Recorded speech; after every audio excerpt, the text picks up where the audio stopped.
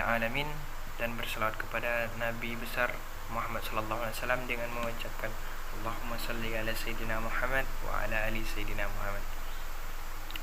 Yang kami hormati Bapak dosen pengampu bimbingan konseling Islam Bapak Ahmad Sarakawi MPD, dan beserta kawan-kawan yang kami banggakan yang insya Allah akan menjadi calon-calon guru. Di sini kami dari kelompok 8 ingin mempresentasikan hasil diskusi kami yang berjudul konseling di sekolah MI atau SD, MTS atau SMP.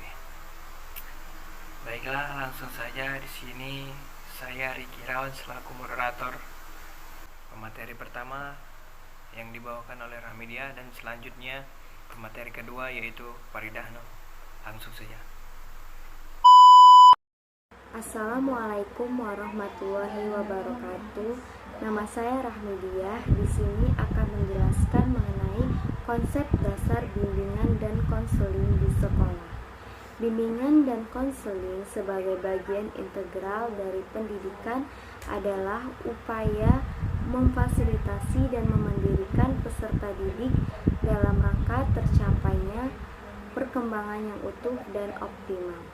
Bimbingan dan konseling sebagai layanan profesional pada satuan pendidikan dilakukan oleh tenaga pendidik profesional, yaitu konselor atau guru bimbingan dan konseling.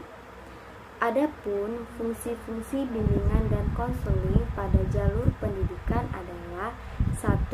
Fungsi pemahaman, yaitu fungsi bimbingan yang membantu peserta didik agar memiliki pemahaman terhadap potensi dirinya dan lingkungannya. Yang kedua, fungsi preventif, yaitu fungsi yang berkaitan dengan upaya konselor untuk senantiasa mengantisipasi berbagai masalah yang mungkin terjadi dan berupaya untuk mencegahnya. Yang ketiga, fungsi pengembangan, yaitu fungsi bimbingan yang sifatnya lebih proaktif dari fungsi-fungsi lainnya. Yang keempat, fungsi penyembuhan, yaitu fungsi bimbingan yang bersifat kuratif. Yang kelima, fungsi penyaluran, yaitu fungsi bimbingan dalam membantu peserta didik memilih ekstrakurikuler, jurusan, ataupun memantapkan penguasaan atau jabatan yang sesuai dengan minat, bakat, atau keahliannya. Yang keenam, fungsi adaptasi, yaitu fungsi bimbingan yang membantu para pelaksana seperti kepala sekolah, staf, konselor, dan guru untuk menyesuaikan program pendidikan terhadap latar belakang peserta didik, untuk membantu memperlakukan peserta didik secara tepat dan baik. Yang ketujuh, fungsi penyesuaian, yaitu fungsi bimbingan dalam membantu peserta didik agar menyesuaikan diri dan lingkungannya sesuai dengan lingkungan secara dinamis dan konstruktif.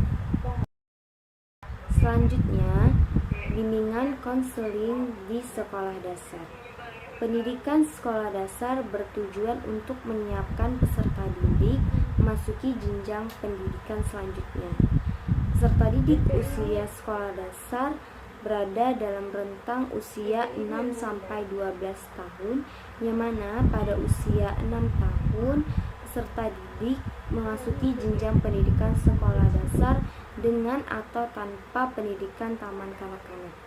Adapun alasan ilmiah mengapa bimbingan konseling diberlakukan pada jenjang sekolah dasar: yang pertama, peserta didik SD memerlukan persiapan yang matang sejak dini untuk menghadapi tugas yang lebih menantang di masa yang akan datang.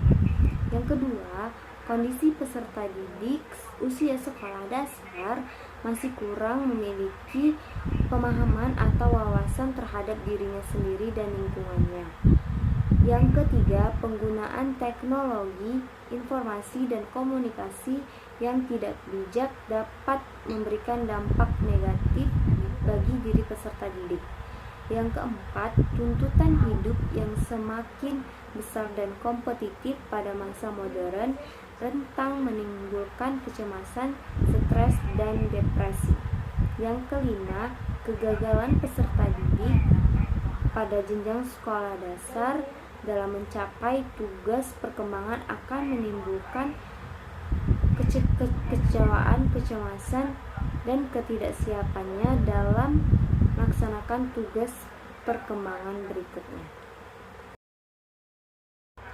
Sebagaimana profesi guru, guru bimbingan dan konseling atau konselor juga harus memiliki kompetensi sebagaimana yang diamanatkan dalam Peraturan Menteri Pendidikan Nasional Nomor 27 Tahun 2008 tentang standar kualifikasi akademik dan kompetensi konselor. Kompetensi tersebut meliputi kompetensi pedagogi, kompetensi kepribadian, sosial, dan kompetensi profesional. Beberapa faktor penting yang perlu diperhatikan dalam pelaksanaan layanan bimbingan konseling di MI atau SD adalah 1. Bimbingan dan konseling di MI atau SD lebih menekankan akan pentingnya peranan guru dalam fungsi bimbingan. Kedua, fokus bimbingan dan konseling di MI atau SD lebih menekankan pada pengembangan pemahaman diri, pemecahan masalah, dan kemampuan berhubungan secara efektif dengan orang lain. Ketiga, bimbingan dan konseling di MI atau SD lebih banyak melibatkan orang tua, mengingat pentingnya pengaruh orang tua dalam kehidupan murid selama di MI atau SD.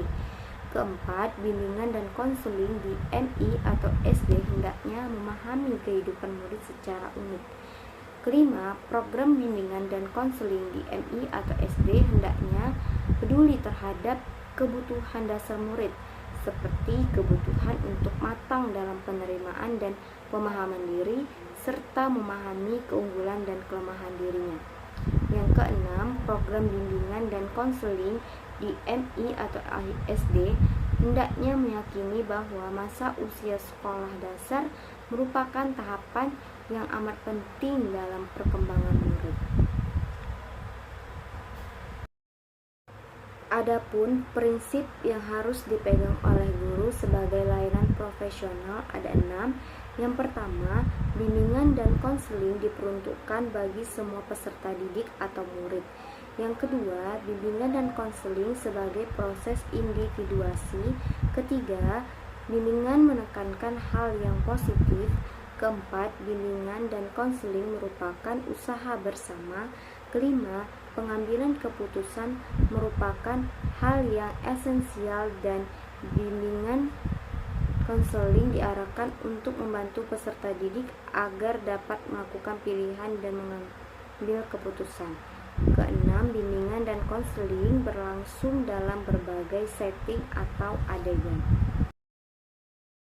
Selanjutnya, adapun strategi yang harus dilakukan guru kelas dalam melaksanakan bimbingan dan konseling di sekolah dasar. Yang pertama, guru kelas memadukan materi bimbingan dan konseling ke dalam materi pembelajaran yang sesuai. Kedua, memilih media dan metode pembelajaran yang sesuai dan mendukung kemandirian peserta didik dalam belajar. Ketiga, hasil pemahaman guru terhadap peserta didik ditindaklanjuti dalam bentuk kegiatan remedial. Keempat, membangun komunikasi yang empatik dan personal dengan peserta didik. Kelima, memberikan contoh perilaku yang baik di hadapan peserta didik. Keenam, memberikan apresiasi dan penguatan terhadap peserta didik yang berperilaku positif dan berprestasi. Ketujuh, mengidentifikasi dan memilih alternatif bantuan yang memungkinkan kepada peserta didik. Kedelapan, melakukan alih tangan untuk penyelesaian masalah peserta didik. Assalamualaikum warahmatullahi wabarakatuh. Saya Farida Hanum Ritonga. Di sini saya sebagai pemateri kedua yang akan membahas tentang konseling di sekolah menengah pertama. Sekolah menengah pertama atau yang lebih akrab dikenal dengan SMP merupakan jenjang pendidikan yang ditempuh setelah pendidikan pada tingkat sekolah dasar. SMP ini merupakan salah satu jenjang pendidikan yang wajib ditempuh untuk melanjutkan pendidikan pada jenjang yang lebih tinggi seperti SMA dan perguruan tinggi. Perpindahan dari SD ke SMP merupakan langkah yang cukup berarti dalam kehidupan peserta didik, baik karena tambahan tuntutan belajar bagi peserta didik lebih berat maupun karena peserta didik akan mengalami banyak perubahan dalam diri sendiri. Oleh karena itu, pelayanan bimbingan dan konseling di SMP ini harus bercorak lain pula. Program bimbingan dan konseling pada SMP kiranya tidak hanya sekedar sebagai lanjutan dari program bimbingan dan konseling untuk SD, tanpa perubahan dan penyesuaian seperlunya.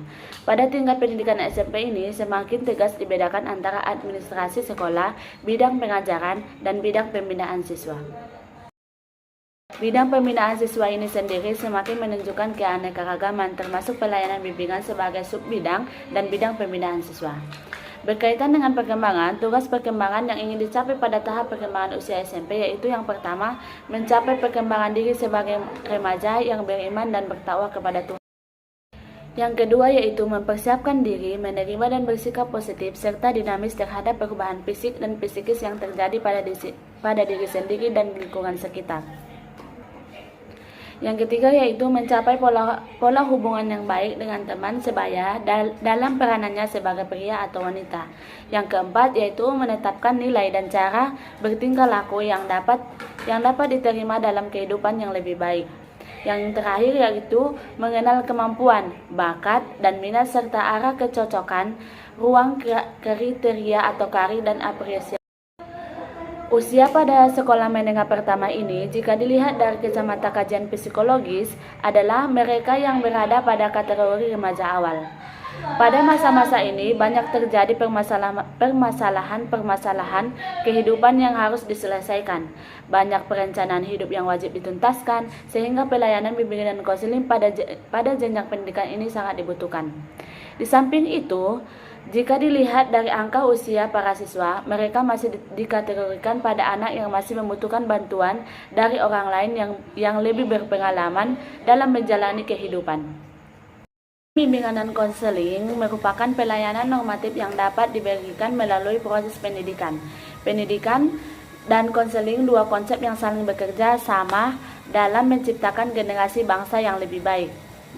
Konsep ini sesuai dengan pendapat yang tertuang dalam modul pembelajaran bimbingan konseling di SMP, bahwasanya dalam rangka mewujudkan cita-cita bangsa dalam menghadirkan generasi yang mantap hanya dapat dilakukan dengan proses pendidikan, yaitu melalui tiga anatomi, yaitu yang pertama, kepemimpinan melalui pelaksanaan manajemen pendidikan yang proaktif dan fasilitatif, terutama diselenggarakan kepada sekolah dan para staf.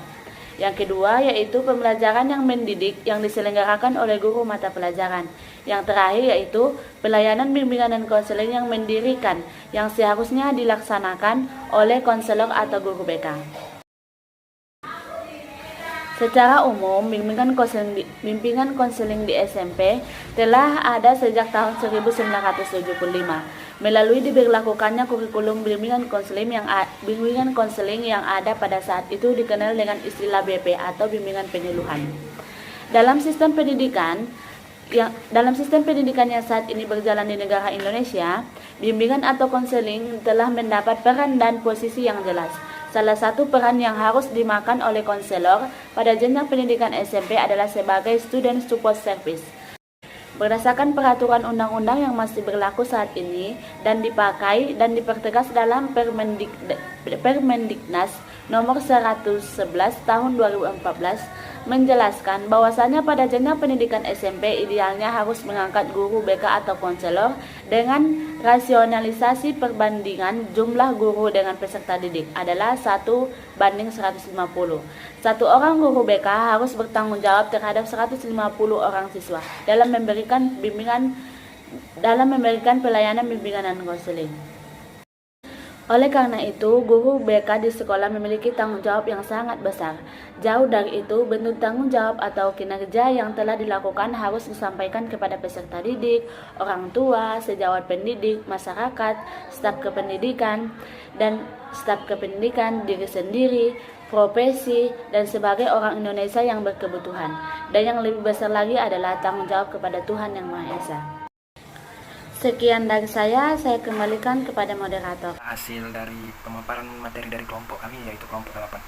Semoga apa yang disampaikan oleh rekan kami tadi semoga dapat pemahaman sedikit mengenai konseling di sekolah MI atau SD, SMP atau MTS atau SMP. Baiklah kawan, apakah ada yang ingin ditanyakan, tolong jangan lupa di komen aja kawan-kawan, di komen, di subscribe, dan di like jempolnya. Oke kawan. Mungkin di video ini masih banyak kekurangan ataupun kesalahan. Kami dari kelompok 8 mohon maaf yang sebesar-besarnya. Kepada Allah kami mohon ampun. Kami akhiri. Assalamualaikum warahmatullahi wabarakatuh. Terima kasih kawan-kawan. Jangan lupa di like, subscribe, dan komen.